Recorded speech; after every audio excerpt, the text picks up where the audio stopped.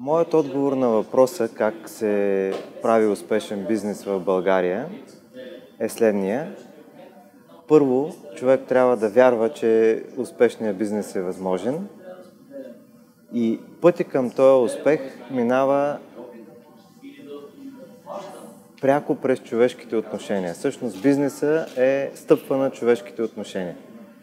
Поради тази причина основният фокус на успешния мениджър е върху неговите служители и върху неговите клиенти.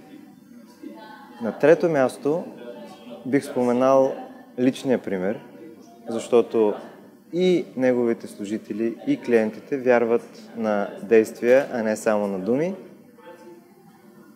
Успешният бизнес минава през един постоянен контрол и обръщане на внимание на детайла.